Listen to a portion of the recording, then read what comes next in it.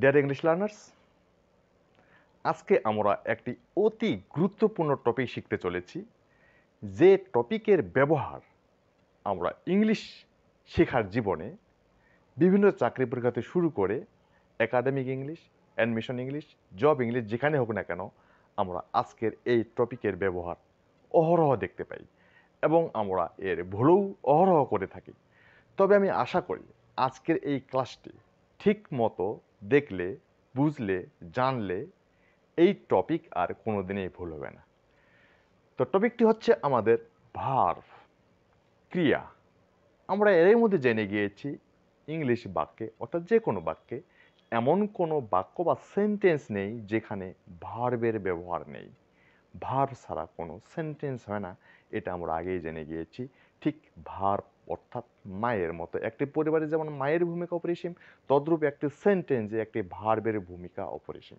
Verb যেহেতু এতই গুরুত্বপূর্ণ এবং ভার্ব ছাড়া কোনো সেন্টেন্স তৈরি হয় না, তাই ভার্বের ব্যবহার, তার খুঁটিনাটি জানা আমাদের অতি জরুরি প্রয়োজন। তো আজকের টপিকটি হচ্ছে নন ফাইনাইট ভার্ব, অসমাপিকা ক্রিয়া। আমরা জানি ভার্বকে মূলত দুইটি ভাগে ভাগ করা যায়, ফাইনাইট এবং নন ফাইনাইট। ফাইনাইট বলতে সমাপিকা ক্রিয়া, অপরপক্ষে নন ফাইনাইট বলতে অসমাপিকা ক্রিয়া। অর্থাৎ প্রধান যে বৈশিষ্ট্য এই ভার্ব দুটির মধ্যে তা হলো যে সকল ভার্ব বাক্য সম্পন্ন করতে পারে তাদেরকে আমরা ফাইনাইট ভার্ব বলবো, অপরপক্ষে যে সকল ভার্ব বাক্য সম্পন্ন করতে পারে না তাদেরকে নন ফাইনাইট ভার্ব বলবো। এই দুটি হচ্ছে প্রধান ফিচার, বৈশিষ্ট্য, বাক্য সম্পন্ন করতে পারা আর না পারা। ডিয়ার লার্নার্স, আমরা সেন্টেন্সটি লক্ষ্য করি। Completing his preparation he went to sit for a written test. অর্থাৎ তার প্রস্তুতি সম্পন্ন করিয়া, কমপ্লিটিং হিজ প্রিপারেশন, তার প্রস্তুতি সম্পন্ন করিয়া, হি ওয়েন্ট, সে গেল, টু সিট ফর, দিতে, বসতে, আ রিটেন টেস্ট, একটি লিখিত পরীক্ষা। তার প্রস্তুতি শেষ করিয়া সে একটি লিখিত পরীক্ষা দিতে গেল। ডিয়ার লার্নার্স, আমরা লক্ষ্য করি এখানে কয়েক রকম ভার্ব পাবো। কমপ্লিট, শেষ করা, এটা একটা ভার্ব। ওয়েন্ট, গেল, এটা একটা ভার্ব। সিট, বসা, এটা একটা ভার্ব। রাইট, লেখা, এটা একটি ভার্ব। এখানে 1 2 3 4, এখানে চারটি আমরা ভার্ব পাচ্ছি। এখন প্রশ্ন হলো আমাদের চিনতে হবে এই চারটি ভার্বের মধ্যে কোন ভার্বটি ফাইনাইট আর কোন ভার্বটি নন ফাইনাইট। ডিয়ার লার্নার্স, আমরা আরও কিছু ফিচার্স, আরও কিছু বৈশিষ্ট্য আমরা জানার চেষ্টা করি ফাইনাইট ভার্সাস নন ফাইনাইট।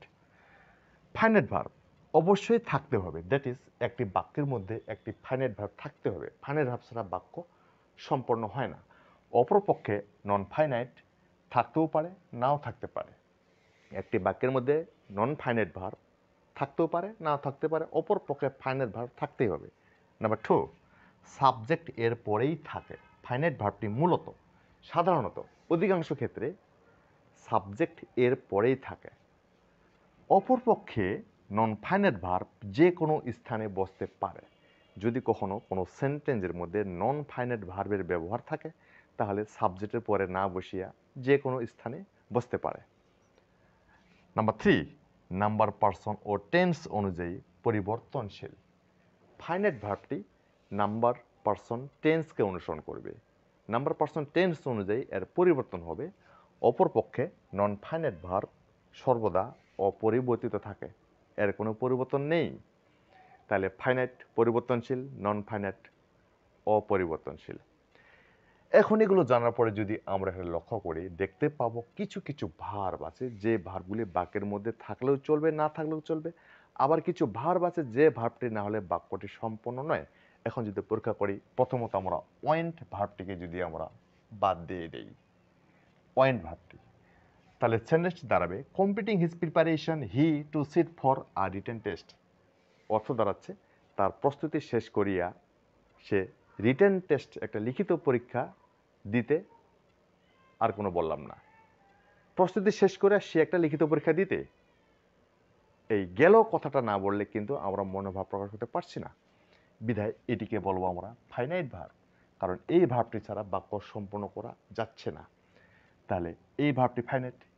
এখন প্রমাণ করি কিভাবে? এই ভার্বটি ছাড়া বাক্য সম্পন্ন করা গেল না, নাম্বার 1।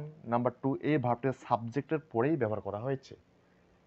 প্রস্তুতি শেষ করিয়া সে একটি ভাইবা পরীক্ষা দিতে গেল, রিটেন পরীক্ষা দিতে গেল। কে গেল? সে গেল।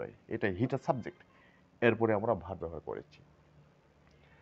ফাইনাইট ভার্বটির নাম্বার পার্সন টেন্স অনুযায়ী পরিবর্তন হয়। এটা কিন্তু পরিবর্তন করতে পারবো আমরা বলতে পারবো completing his preparation he will go to sit for a written test.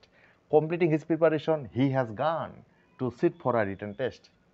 Completing his preparation he is going to sit for a written test. Anyway, যেভাবেই বলি না কেন, নাম্বার পার্সন টেন্স অনুযায়ী আমরা এই ভার্বটি চেঞ্জ করতে পারবো। Went, has gone, will go, is going ইত্যাদি ইত্যাদি। কিন্তু আমরা অন্য ভার্বগুলিকে লক্ষ্য করি, এটা যেই টেন্স চেঞ্জ করি না কেন, আমরা অন্য ভার্বগুলিকে যথারীতি যথা প্যাটার্ন অনুযায়ী রেখে দিয়েছি। এগুলোকে কোনো পরিবর্তন করার প্রয়োজন বোধ করিনি। আমরা কখনো বলিনি completed his preparation he went to sitting for a writing test. আমরা এইভাবে বলতে পারি না, কারণ এই ভার্বগুলি বাক্যে যদি না থাকে তাও চলবে। আমরা যদি বলি হি ওয়েন্ট, সে গেল, এটা দ্বারা মনোভাব প্রকাশ হতে পারছে বিধায় একটি সেন্টেন্স। কিন্তু হি ওয়েন্ট বাদ দিলে কখনো সেন্টেন্স হয় না। তাই বাকি যে সকল ভার্ব আছে, কমপ্লিটিং, সিট, রিটেন, এই সকল ভার্বগুলিকে আমরা নন ফাইনাইট ভার্ব বলবো, কারণ এগুলি বাক্য সমান করতে পারছে না, নাম্বার পার্সন টেন্স অনুযায়ী পরিবর্তন হয় না, এবং সাবজেক্টে পরে বসে নেয়, যে কোনো স্থানে ব্যবহার করা হয়েছে। তাহলে এইগুলো যদি নন ফাইনাইট হয়ে থাকে, নন মেজর ভার্ব হয়ে থাকে এই সেন্টেন্সের ক্ষেত্রে, তাহলে কার কোনটা নাম সেটা এখন আমাদের জানতে হবে। তো কার কোনটা নাম অর্থাৎ নন ফাইনাইট ভার্বকে কত ভাগে ভাগ করতে পারি এই বিষয় নিয়ে পরে একটা নতুন ক্লাস দেওয়া হবে। কিন্তু তার আগে আমরা জেনে নেই আইএনজি থাকলে আমাদের প্রেজেন্ট পার্টিসিপল হয়। এটা হবে present participle. To sit, sit for মানে বসা, পরীক্ষা দেওয়ার ক্ষেত্রে আমরা সিট ফর ব্যবহার করবো বা অ্যাপিয়ার ব্যবহার করবো। তাহলে 2 + V1 এটাকে বলবো না ইনফিনিটিভ। ইনফিনিটিভ ভার্বের শেষে ইএন যুক্ত করা আছে, অতএব এটা পাস্ট পার্টিসিপল। পাস্ট পার্টিসিপল মূলত অ্যাডজেটিভের কাজ করে। যেমন রিটেন টেস্ট, একটি লিখিত পরীক্ষা। যদি প্রশ্ন করা হয় কি পরীক্ষা, উত্তর আসবে লিখিত। এই রিটেন ওয়ার্ডটি টেস্ট ওয়ার্ডটি সম্বন্ধে অতিরিক্ত তথ্য প্রদান করছে, বিধায় রিটেনকে আমরা অ্যাডজেটিভে ধরে নিতে পারি। অ্যাডজেটিভ মানে পাস্ট পার্টিসিপল, প্রেজেন্ট পার্টিসিপল অ্যাডজেটিভে বসে। যাক, নন ফাইনাইট ভার্ব নিয়ে বাকি পার্টিসিপল, ইনফিনিটিভ, জিরান্ড সেগুলো নিয়ে পরে আলোচনা করছি। আজকে শুধু আমাদের জানার বিষয় নন ফাইনাইট ভার্ব কোনগুলো এবং ফাইনাইট ভার্ব কোনগুলো। একটি সেন্টেন্সের মধ্যে ফাইনাইটের অবস্থান কোথায়, নন ফাইনাইটের অবস্থান কোথায়, কিভাবে চিনব, সেটাই আজকে আমাদের জানার বিষয়। সো ডিয়ার লার্নার্স, আমি আশা করি ফাইনাইট এবং নন ফাইনাইট ভার্ব চিনতে আর কোনো সমস্যা হওয়ার কথা নয়। তো আমার ভিডিওটি ভালো লেগে থাকলে, এখান থেকে সামান্য কিছু শিখে থাকলে এবং আমার ভিডিওতে, আমার চ্যানেলে নতুন হয়ে থাকলে দয়া করে একটু সাবস্ক্রাইব করে দেবেন, কারণ এটি একটি ইংরেজি শেখা এবং চর্চামূলক পেজ। আমি চাই এই চ্যানেলটিকে দাঁড় করাতে বা সবার মাঝে ইংরেজি শেখার প্রবণতা, ইংরেজি শিক্ষাটাকে সবার মাঝে ছড়িয়ে দিতে। So thank you very much for watching video.